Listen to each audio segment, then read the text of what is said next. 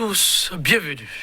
Mesdames, Messieurs, qui, en 2021, pour présider aux destinées du Bénin? La question sur toutes les lèvres, mais depuis l'effectivité de la réforme du système partisan, seules les formations politiques sont habilitées à présenter au peuple ce qui mérite le mieux le vote. Mais à quelques mois du scrutin, aucune des formations régulièrement constituées n'est encore parvenue à présenter le ou les présidentiables types possibles. Pas de vulgarisation de projets de société de probables candidats non plus. Un silence qui, mesdames, messieurs, pour nombre d'observateurs, ne présagerait rien de bon. Présidentiable en 2021 au Bénin et projet de société, omerta des formations politiques, quel impact possible? Il s'agit là du thème en débat ce jour. Regard croisé, tout de suite et maintenant, d'un universitaire et d'un professionnel des médias très avertis de l'actualité socio-politique. Et déjà, sur ce plateau, en notre compagnie, Dr Paul-Marie Ouessou, enseignant-chercheur, il est théoricien de la gouvernance d'État. Dr Paul-Marie Ouessou, bonjour. Bonjour Joël. Merci. Et merci de m'avoir invité une fois à ce plateau.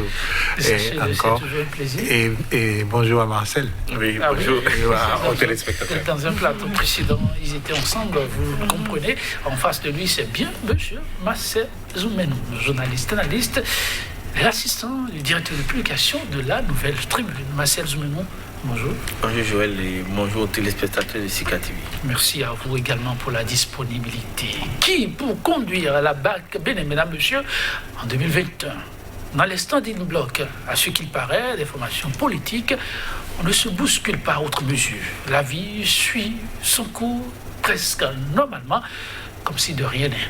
Et pourtant, mesdames, messieurs, dans quelques mois, un scrutin à grand enjeu, que d'aucuns qualifient de nouveau virage pour le Bénin démocratique, en quête désespérément de ses marques.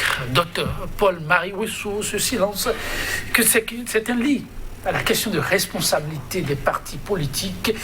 Est-ce un lien à faire? Oui, bon, il faut commencer par dire que ce silence, c'est d'abord un crime. C'est un vrai crime, en ce sens que le code même dit que pendant que qu'on se prépare pour aller aux élections présidentielles, les partis doivent continuer à animer la vie politique du pays. Et on anime la vie politique sur la base de quoi? Sur la base du projet de société. Et si les partis, à ce jour, ne sont pas capables de sortir pour parler, je crois qu'on a fait déjà plusieurs émissions pour dire que c'est pas bon, que jusque-là on n'entend rien. Mais si les partis ne sortent pas pour parler, et c'est déjà que les partis ne respectent même pas le code électoral. Non-respect du code. Le non-respect du code. Le code électoral dit clairement que pendant que les uns et les autres se préparent pour faire l'élection présidentielle, les partis doivent continuer d'animer la vie politique du pays. Mais on anime la vie politique comment? La vie politique de notre pays, comme je l'ai dit la dernière fois, franchement, notre pays n'a pas adopté un système de secte où c'est dans les murs de je ne sais où qu'on décide de ce que les Béninois doivent vivre. Il faut partager ce que vous envisagez faire avec les Béninois. Il faut leur dire ce que vous envisagez faire, qu'ils comprennent qui vous êtes d'abord et qu'ils se décident. Lorsque vous viendrez maintenant à eux avec un candidat, qu'ils disent « Ok, si nous prenons ce candidat, c'est tel type de société que nous aurons, ou bien ce sont des valeurs de ce type-là que nous aurons. » Mais là, jusque-là, vous voyez que tout est encore plat, silencieux. Moi, je crois que c'est, plutôt que de parler d'échec de la réforme du système politique, moi, je voudrais vraiment en appeler au chef de l'État. Parce qu'il est possible qu'il fasse de sorte que les choses aillent mieux. Lui. Décidément pour le Bénin que depuis peu, tout tourne autour du chef de l'État. Vous avez pourtant dit qu'il y a un test On y revient pour voir si vous faites vraiment le bon diagnostic. Monsieur Marcel Zoumenou, une fuite de responsabilité des partis politiques? Non, je ne crois pas, parce que la première chose que je voulais dire et qui est spécifique à l'élection présidentielle de 2021, c'est qu'elle ne se présentera pas comme les dernières élections présidentielles qu'on a eues au Bénin. Moi, pourtant jeune, j'ai eu la chance de couvrir en tant que journaliste la présidentielle de 2006, 2011 et 2016. Et je puis vous dire que ce que nous observons, la situation dans laquelle nous nous trouvons aujourd'hui est une situation exceptionnelle. Dans le cas des autres élections, tout au moins un an avant ou même plus, vous avez déjà des agitations liées à cette élection. Soit vous avez des conseils nationaux des partis, vous avez des déclarations de candidature, vous avez des ralliements, des mouvements. Ça bougeait sur le front politique. Et cette fois-ci, vous n'observez rien. En dehors du professeur Joël Aïvo, qui, il faut saluer son courage, essaie de sillonner le pays pour faire son dialogue itinérant, il n'y a rien. Et cette situation s'explique par le fait que personne n'est sûr d'être candidat. La seule personne qui est sûre d'être candidat au Bénin aujourd'hui, c'est le président Patrick Talon. Ça, c'est une donnée importante que nous devons mettre dans la balance si nous voulons analyser ce qui arrive aujourd'hui. Personne n'est sûr d'être candidat.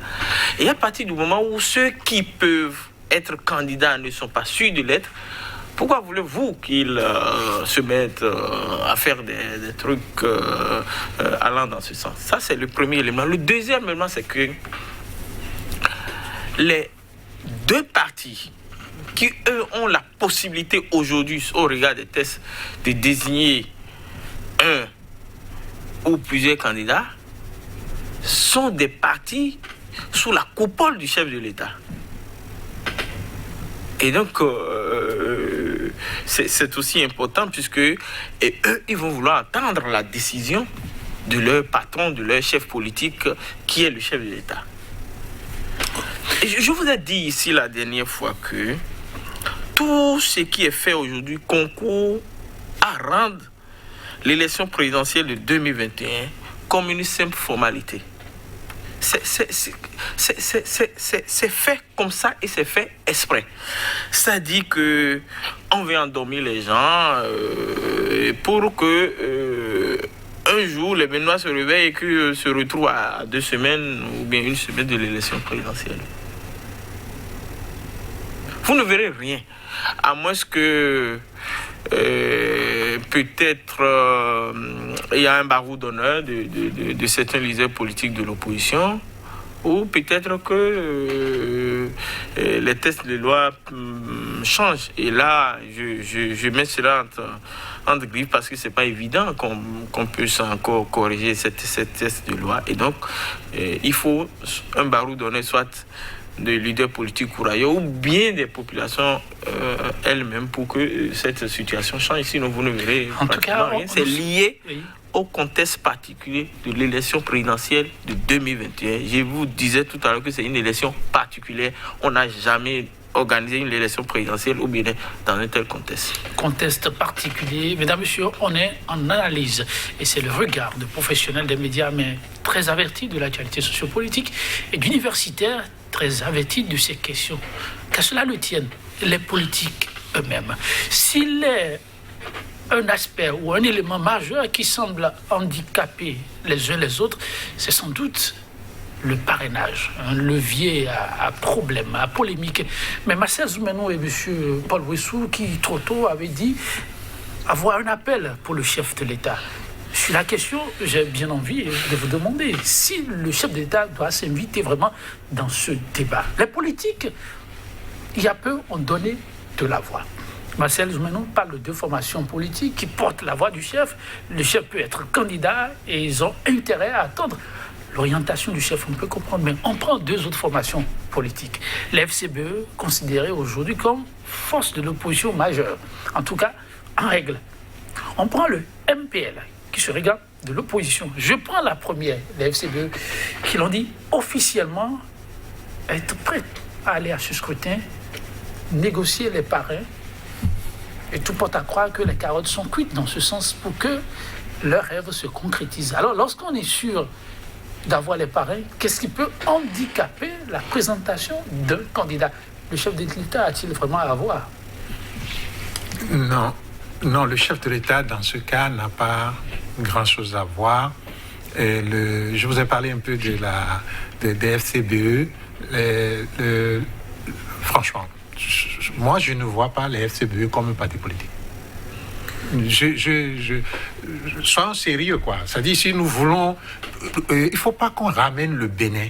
Il ne faut pas qu'on ramène le Bénin au niveau des pays comme, par exemple, la Côte d'Ivoire. Okay. En termes de maturité politique, le Bénin est très en avance par rapport à la Côte d'Ivoire. Je vous avais dit la dernière fois, la Côte d'Ivoire, regardez ce qui se passe en Côte d'Ivoire. Le désordre politique qui s'installe maintenant en Côte d'Ivoire. Il ne faut pas que le Bénin en arrive là. Nous avons le devoir, l'obligation de ne pas amener le Bénin à ce niveau de désordre. Et qu'est-ce que les FCBE ont à voir? Bon, les FCBE, parce que les FCBE, dites-moi, qui est-ce qui anime FCBE? C'est qui? Il vient de quelle école politique? Il a quelle connaissance politique? Il a quelle idéologie politique? Depuis que les FCBE existent, ont reçu leur truc là, quelle idéologie vous connaissez au FCBE? Vous connaissez leur projet de société? Moi, je ne connais pas. Mais FCBE, pour moi, je vous ai dit, c'est un phénomène qui va disparaître. Ils sont peut-être utilisés, si je fais une analyse un peu poussée, ils sont peut-être utilisés maintenant pour des causes, mais ils vont disparaître. C'est clair que c'est un FCBE, parti... avec un candidat pour 2021, vous l'entrevoyez pas? Si vous présentez FCBE un candidat en 2021, c'est une possibilité. Bon, je crois savoir qu'on a maintenant apporté des ressources pour les partis qui sont légalement reconnus. Je crois que les FCBE font partie de ces partis-là. Ils ont des élus. C'est ce qui les soutient. L'argent. Sinon, les FCBE, franchement, moi, de ma connaissance et de mon savoir, les FCBE ne représentent rien dans la vie politique actuelle. Par contre, si vous prenez le parti en gestation, les démocrates, il y a des figures qui pourraient nous permettre de dire, oui, ça c'est un parti. Si nous prenons le parti Restaurer l'Espoir, qui aussi est un parti reconnu, nous pourrons dire que c'est un parti politique, mais regardez par exemple Restaurer l'Espoir. Depuis que nous sommes entrés dans la situation dans laquelle nous sommes, chaque fois que son chef sort, qu'est-ce qu'il fait? Il s'attaque à ci, il s'attaque à ça, mais il n'a qu'à nous dire ce que lui veut du Bénin. Mais Vous ne voyez pas? moi, je n'ai pas vu. Jusque-là, il vient, il s'attaque à celui-ci, il injure l'autre, demain il distribue des injures, c'est tout ce qu'il fait. Puisque c'est 2021, Oui. et c'est 2021 qui pousse aussi dans cette démarche. Peut-être que vous ne voyez pas encore la portée, mais ça a sans doute aussi une logique. Je vais revenir d'abord vers Marcel avant de revenir vers vous. Mais Marcel Zumenon, aujourd'hui, on regarde des tests, on ne peut pas ne pas faire avec les FCBE. Elles disent être prêts, même avec le parrainage, à présenter un candidat, mais n'ont pas pu présenter, en tout cas, présenter un candidat pour le peuple, afin que le peuple commence à se faire son idée, avec un projet de société à côté. Qu'est-ce qui peut expliquer ce silence-là? Le silence des FCBE, oui, des FCBE, partis. non, on a parlé des partis, si on peut comprendre. Vous avez parlé des formations qui portent le chef de l'État, et vous avez semblé dire, vous n'avez pas semblé dire, vous avez dit que c'est le contexte. Je dis, mais voilà une formation qui a son récipicier, il a des élus, et qui dit, avec le parrainage, nous allons pouvoir nous présenter en 2021. La question aujourd'hui qu'on déplore tous, c'est qu'il n'y ait pas de candidats venant des formations politiques. Et voilà une formation politique qui est prête. Mais qu'est-ce qui peut expliquer le fait que cette formation ne puisse pas encore présenter son candidat afin que le peuple se fasse son idée. Bon, les CBE, ce que mon vis-à-vis en a dit, ce que je pense n'est pas trop loin de ça. C'est un phénomène de saison. Vous savez que les FCBE sur le format actuel, vous comprenez ce qu'il dit, les FCBE a été transformé pour devenir les FCBE de Paul Rompin, ne représente pas grand-chose. Ça ne représente pas grand-chose sur l'échiquier politique national. Et là, je vais ouvrir une parenthèse pour dire que les résultats qu'ils ont pu obtenir lors des dernières élections communales, c'est dû au fait que ils ont surfé, ils ont profité un peu de l'aura de l'ancien chef d'État Boni Yayi. C'est-à-dire que les voix qu'ils ont observées, qui sont majoritairement dans la zone septentrionale, c'est que dans ces régions, beaucoup de gens, naïvement, continuent de croire que c'est le parti du chef d'État étant habitué à ce logo. Puisque une déclaration faite par le chef d'État pour se retirer du parti, c'est pas évident que le villageois qui est dans son village, dans Karimama, dans Bemereke, n'est pas faussement informé de ça. Donc, ils ont profité un peu de l'aura de Boni Yayi pour avoir ce peu de retard. Mais avec le temps, quand l'information sera connue de tout le monde, présentez-les pour une prochaine élection, ça peut être communale ou législative, vous allez voir que les résultats qu'ils vont observer iront de façon décrescendo quoi, et à la baisse. Mais Marcel, il y a un scrutin en vue. Alors, et c'est la présidentielle. Par rapport à la présidentielle, ils ne peuvent pas aller à une présidentielle. Je vous ai dit qu'il n'y a que 2 partis au Bénin qui peuvent présenter officiellement au regard des tests des candidats. Vous les avez suivis? Non, je ne parle pas à l'air, je parle au regard des tests. Puisque les tests ont dit qu'il faut avoir 16 signatures. Ils ont dit qu'ils l'auront. 16 maires ou députés. Non, ce n'est pas qu'ils l'auront. Est-ce qu'ils l'ont au regard des élections? Ils n'ont pas dans les négociations au regard des élections. Voilà. Ce que vous pouvez avoir dans les négociations, ce n'est pas ce que vous avez en main. Okay. Ce que vous avez, c'est que je parle de l'existant. L'existant, c'est que c'est seulement l'UP et le BR qui peuvent présenter les candidats. Les FCB devront aller rogner dans le camp d'en face, dans le camp des autres partis, le BR et l'UP, pour présenter un candidat. Et là, ce n'est pas évident. Parce que si c'était évident, et si cette solidarité, cette sympathie, cette générosité pouvait exister, on allait le remarquer lors des dernières élections communales, où les FCB, non seulement au-delà des communes qu'ils ont contrôlées, étaient en avance sur les autres partis, dans au moins 6 à 7 autres communes. Mais ils n'ont pas pu contrôler ces choses-là. Ça veut dire que,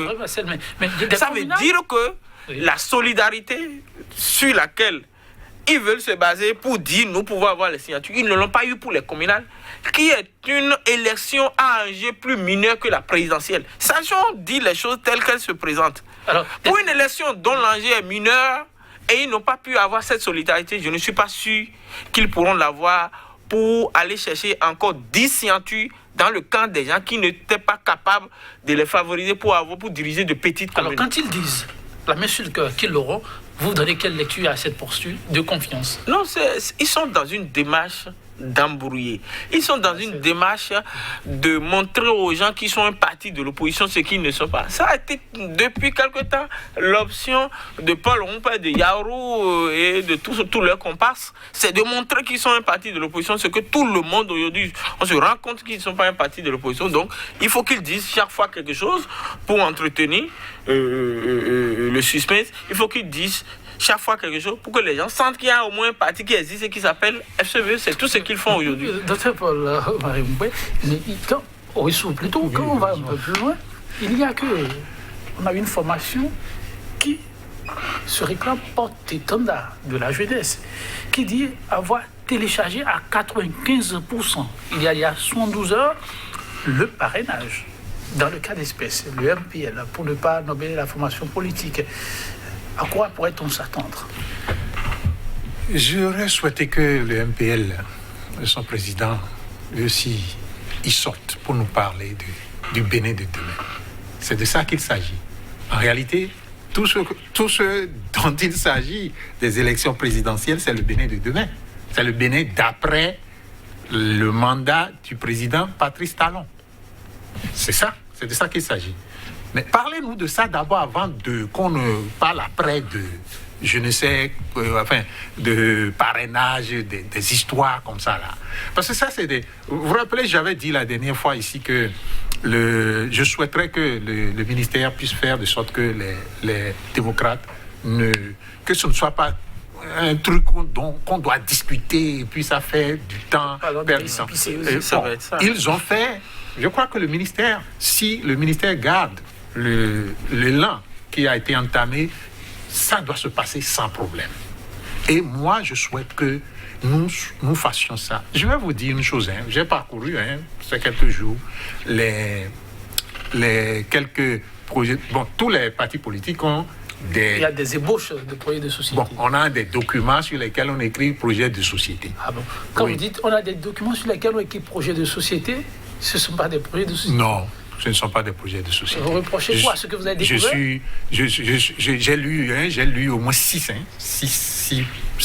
documents sur lesquels c'est écrit projet de société. C'est des copies-collées des idées que la Banque mondiale, FMI et autres nous ont fait adopter, des copies-collées. Ah bon? Oui. La société Bénin, là, elle est assise sur des problèmes. Aucun des documents n'aborde le problème. Tout ce que tous voient, c'est juste... Oh là là. Non. C'est Joël qui pose des questions. Je voulais juste comprendre si c'est des projets de société des candidats ou bien des partis politiques. Les partis politiques. Il n'y a que les formations politiques ont fait des ébauches. Voilà, l'Union progressiste a un projet de société qui est en ligne. Justement, quand on a parlé la dernière fois des sites web qui n'existaient pas, brutalement, les vieux sites web sont revenus en ligne désormais. Mais les gens suivent. C'est comme je dis, c'est un plateau contribution. C'est pour le Bénin de demain. Donc, franchement, merci à tous et ceux qui ne comprennent pas. On appelle tous à comprendre. Le Bénin a besoin de tous ses fils. C'est juste ce que nous essayons de faire au quotidien. Merci pour vos contributions. Donc, oui, et merci à eux tous qui ont vraiment maintenant les sites web qui nous permettent de voir ce que représentent ces partis-là. Donc, ce que vous avez découvert, vous dites... Je dis vraiment, c'est ahurissant. C'est des querelles d'individus. C'est-à-dire, on fait le procès d'un régime passé. C'est ça, quoi. On dit conteste, et puis on fait le procès des régimes passés. Et puis maintenant, on se projette soi-même dans un certain futur. Et dans ce futur, on va prendre un élément commun à tout le monde et on va statuer sur ça. C'est un seul élément. Okay, la vision. La vision. Nous avons une vision qu'on appelle à l'AFIA au Bénin. D'abord, pour moi, cette vision doit être dépassée.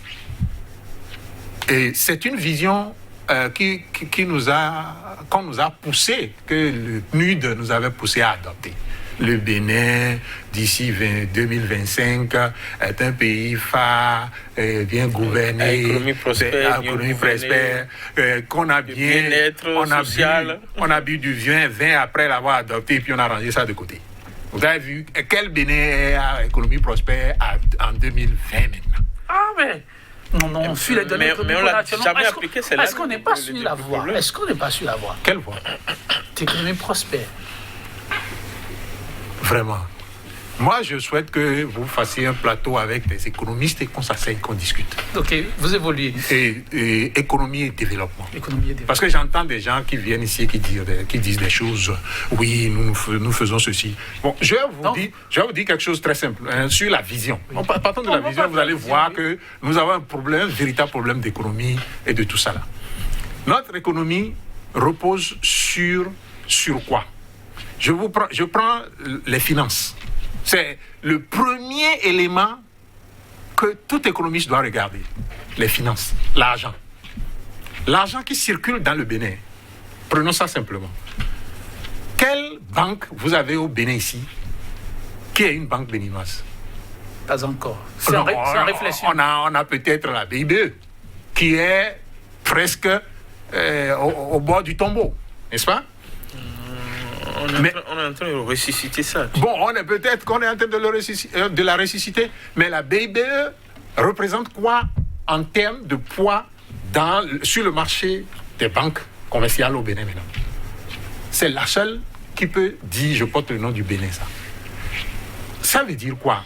Moi, je n'aime pas, souvent quand je viens ici, c'est que je n'aime pas utiliser des mots techniques qui sont compliqués parce que le commun des Béninois ne comprend pas les mots techniques. Oui. Mais moi, je vais utiliser des mots très simples. L'argent qui circule dans notre Bénin, là, vous et moi, vous et Marcel et moi, Béninois, là, notre argent, là, quand nous travaillons, nous avons de l'argent, là, nous allons donner ça à des étrangers pour dire, gardez-nous ça. Et dans le même Bénin. C'est-à-dire toutes les banques qui sont au Bénin, là, sont des banques étrangères. Et c'est ce que nous faisons. Vous voulez développer quel pays comme ça? Allez tout près au Togo, là, vous avez BIB, vous avez la banque commerciale du Togo, la banque industrielle du Togo, la banque de ceci du Togo, vous voulez la banque de tomates, vous voulez ça du Togo. Même majoritairement, son national majoritaire togolais. Vous imaginez? Vous n'avez aucune banque au Bénin, aucune banque. Et vous voulez vous développer de quoi? Quel développement vous voulez faire comme ça? Ça veut dire que quoi? Vous avez l'argent qui circule. L'argent qui circule dans le pays se trouve dans la main de l'étranger. Donc c'est à l'étranger que vous demandez après, bon, donnez-moi un peu de mon argent. Quelle politique de développement vous voulez faire avec votre argent dans la main d'autrui? La politique, c'est la politique d'aller passer de l'argent de l'extérieur. C'est la politique d'aller demander aux autres, donnez-nous de l'argent. Donc, vous avez vu ces visions partagées par toutes les formations politiques. Justement, aucune des formations politiques que j'ai lues ne nous parle des finances, de l'argent. Comment le Bénin s'enrichit lui-même en ayant de l'argent en main et en décidant de faire des politiques à partir de son argent. Parce que là, c'est le préalable. Oui, on a une politique budgétaire et tout le monde est dans la politique budgétaire. Mais il y a d'autres formes de politique qu'il faut faire. On peut pas développer un pays. C'est-à-dire que c'est très simple. Le premier principe de la vision d'un parti politique doit être quoi? Notre pays est où aujourd'hui? Vous allez dans tous les documents, vous verrez, Bénin, c'est un pays pauvre, lourdement endetté. Pays pauvre, lourdement. Même avec le statut qu'on a acquis récemment là. C'est ce qui est dans tous les documents. Pays pauvre. Je pense quoi actualiser? Bénin est devenu un pays à revenu intermédiaire. Pour ce que vous avez découvert récemment? Vous attendrez 10 ans peut-être pour que ça soit actualisé. Mais de toutes les façons, le Bénin est un pays pauvre et lourdement endetté. OK. Et on nous dit aussi que c'est un peu ça. Un certain Lionel Zissou, moi j'aurais souhaité que vous l'ayez, comme vous avez l'habitude de prendre des Béninois de l'étranger, et qu'on fasse un débat avec lui. C'est-à-dire que il va nous dire que oui, la sous-région a dit que on peut aller jusqu'à 50% d'endettement. Attendez, soyez prudents. Un pays riche qui s'endette n'est pas comme un pays pauvre qui s'endette. Nous sommes un pays pauvre. Et la vision de tout parti politique doit être d'abord, nous devons devenir un pays riche. À partir de cet instant, vous constatez que la vision qui dit Bénin, gouverner, tout ça, là, zéro. Alors, Marcel Zoumenou, oui, c'est la question qu'on a souvent souhaitée. Et à l'aune de la question de la réforme du système partisan, on dit, mais il faut désormais du concret pour que les populations sachent dans quoi elles s'engagent. Actuellement, on n'a pas de candidats et c'est normal qu'il n'y ait pas vraiment de candidats venant des formations politiques, qu'il n'y a donc pas de projet de société qui accompagne. Mais il est un fait que les formations politiques ont chacune des visions pour ce pays. L'universitaire croit savoir qu'on est encore loin de ce qu'il faut pour permettre au Bénin d'atteindre son rêve de développement. À quelques mois, puisqu'on est à un carrefour, qu'est-ce qu'on peut faire très rapidement pour commencer par éveiller la conscience collective, en commençant par les politiques dans leur rôle? Ou bien c'est perdu?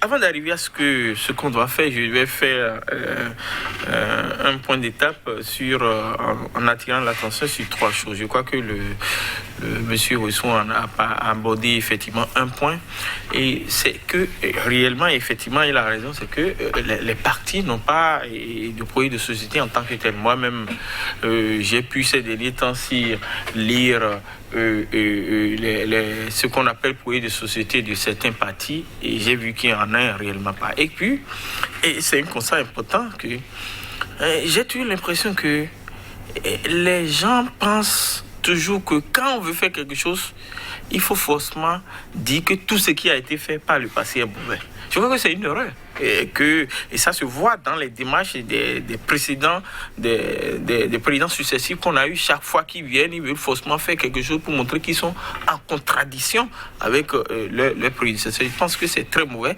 Les présidents ont forcément des aspects sur lesquels ils ont reçu. Je crois qu'il faut tirer le son de ça et évoluer. Donc, pour revenir aux projets de société des partis, ils n'en sont pas des projets de société en tant que tels.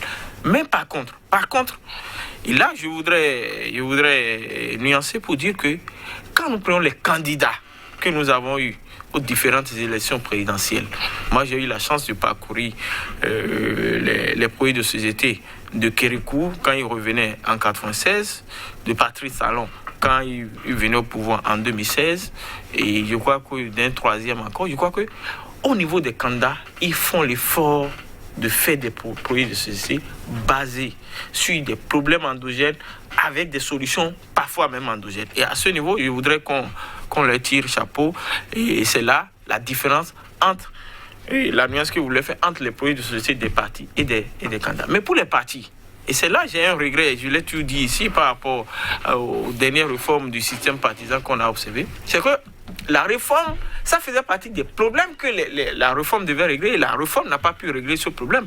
C'est que, je l'ai dit, que quand vous regardez les tests aujourd'hui, la disposition de la charte des partis politiques qui dit les conditions pour créer un parti, la vision, la ligne politique, l'orientation, ce n'est que le dernier alinéa, et on dit que c'est de façon facultative. C'est ça, la vision n'est que facultative. Ça veut dire que ce n'est plus obligatoire pour les partis d'être construits sur une idéologie. Et donc, quand on met ça dans un test de loi, vous voulez que les partis fassent quoi? Déjà qu'ils ne faisaient aucun effort pour aller là. Si les tests même encouragent ça, ils ne vont que vériter dans les choses. J'ai vu les 2 blocs du chef d'État, c'est après leur création que les gens ont cherché à leur donner des lignes, des idéologies. J'ai vu ça, que ce soit l'UP, que ce soit BR. C'est après leur création qu'on a essayé d'expliquer à peu près de quel côté ils se trouvent. Alors que ça devrait être ça, le socle. Et c'est à partir de ce socle que ceux qui veulent adhérer au parti vont venir. Mais c'est après leur création qu'on a cherché maintenant de quel côté il faut les mettre. Donc il y a un problème là, je crois que... Maintenant, par rapport à ce qu'il faut proposer aux populations. Nous voilà dans une situation où nous n'avons presque pas de candidats. Nous voilà dans une situation où on a 2 partis qui sont les partis capables de présenter des candidats et qui ont choisi, eux, de ne pas parler. Et vous comprenez qu'ils ont choisi de ne pas parler parce que leur candidat, celui qui est pressenti pour être leur candidat charismatique, ne veut pas que ce débat sur l'élection présidentielle soit un débat qui entre dans les rues, comme on le dit. Vous avez vu la dernière fois que quand les gens ont commencé par susciter des candidatures, ne serait-ce que ça, il y a eu un communiqué qui a dit arrêtez-moi tout de suite. Et donc, le gouvernement est dans une option d'entretenir ce silence, d'entretenir les Béninois et de les faire oublier même la présidentielle. Oublier cela, il n'y a rien qui se passe là. Oublier ça, aller travailler, aller faire autre chose. Jusqu'au jour où, à quelques jours, on va se rendre compte que nous sommes à un pas de la présidentielle. Et là, vous ne pouvez rien. Donc, la solution, vous n'êtes pas vraiment revenu là-dessus, mais on y revient. Dites, 2021, une nouvelle aventure pour le peuple béninois. Oui, c'est une vraie aventure. Jusque-là, on ne voit rien venir. Et c'est pour cela que j'en appelais à ce que les gens fassent qu'on ne retourne pas le Bénin au niveau des autres pays. Parce que le Bénin... Est-ce qu'il est là? Il n'est pas encore. C'est pourquoi j'ai toujours, moi, foi. Quand je regarde souvent ce que le président de la République nous avait dit, et ce qui est dans... J'ai eu la chance de revoir dans ce travail, de voir les partis, comment dirais-je, de voir les projets de société des partis. Je suis retombé sur son projet de société. Et quand je reparcours ça, franchement, je crois que... Je crois jusque-là qu'il y a quelque chose chez le président de la République qui reste à venir. Je le crois. Et c'est pour cela que souvent, je parle en disant que j'en appelle à lui. Parce que je sais que si, ne serait-ce qu'il retrouve un peu l'esprit de ce qu'il a écrit, qui sont dans les papiers, ou ce qu'il a dit, qui se trouve sur Internet partout. Vous l'avez dit que s'il doit être candidat, il faut juste qu'il retourne à ses engagements du départ. Et il verra que, franchement, le Bénin que lui-même décrivait, même jusqu'à ce qu'il ne soit président, quand il était encore en France, le Bénin qu'il décrivait, que ce Bénin-là, nous attendons encore ce Bénin, et que nous ne l'avons pas encore eu, et que nous pensons que ce Bénin va venir. Mais c'est lui qui peut faire le jeu. Parce que, quand moi, le silence des autres, par exemple, moi, je l'attribue, le silence, par exemple, de FCBE, parce que c'est de l'incompétence. Moi, j'ai écouté Paul Humpé sur la radio nationale, puisque c'est notre radio quand même. La radio nationale, la dernière fois, il y a une grosse incompétence en termes de savoir ce que c'est que parti. Quand je prends la parole en tant que chef de parti, ce que je dois dire, ce que je ne dois pas dire, il y a une grosse incompétence. Et ça, quand on regarde ça, on peut déjà dire que ça ne peut pas aller loin. Donc la solution reste, une fois encore, le chef de l'État. La solution reste que le chef de l'État, dès qu'il retrouve l'esprit de ce Bénin qu'il nous a promis là, dès qu'il retrouve ça, vous verrez que nous allons tous nous sentir bien. Et ce que je voudrais souhaiter surtout, c'est qu'il ne faut pas... Vous savez, on a fait la conférence nationale là, avant que le discours de la Baule n'ait eu lieu, avant que beaucoup de gens ne se réveillent et que ne commencent pas à parler de démocratie en Afrique. C'est-à-dire que le Bénin a une spécificité. Le Bénin est phare, quoi. C'est déjà un pays phare. Ce n'est pas un pays à faire phare. C'est un pays phare. Et il ne faut pas ramener ça au niveau des autres. Vous y tenez. Oui, Marcel Zoumenon, 2021, une aventure pour les Béninois. Mais une solution toujours d'à côté, qui reste le chef de l'État, où c'est consommé, les Béninois doivent réinventer l'urgence pour eux par rapport à 2021.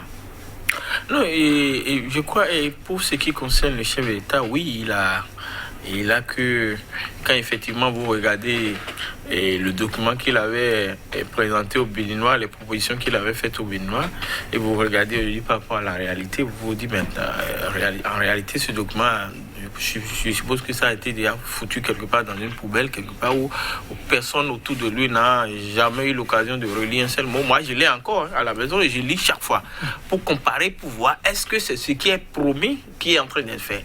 Et je vous ai dit ici la dernière fois que sur les plans de gouvernance politique, c'est totalement le contraire de ce qui est promis. Gouvernance politique. Je ne suis pas allé dans les autres secteurs. Sur le plan sectoriel, aujourd'hui, il y a beaucoup de choses qui sont faites en bien, que j'apprécie, mais sur le plan de la gouvernance politique, je trouve qu'il y a beaucoup de propositions qu'ils ont faites et les actions posées aussi sont diamétralement opposées à ça. Et si vous voulez, on peut faire un débat et on va venir avec les documents et lire les dispositions, vous allez comprendre ce qu'il dit.